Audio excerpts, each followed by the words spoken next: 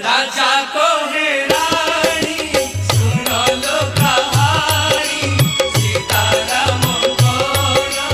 होली भावनी राजा को है रानी सुनो लो कहानी सीताराम होली भावनी जेते करिले करम जेते करिले धर्म जेते करिले करम जेते करिले धर्म हेले भंगा दुनिया रे एक सत राम नाम सत मु कहूची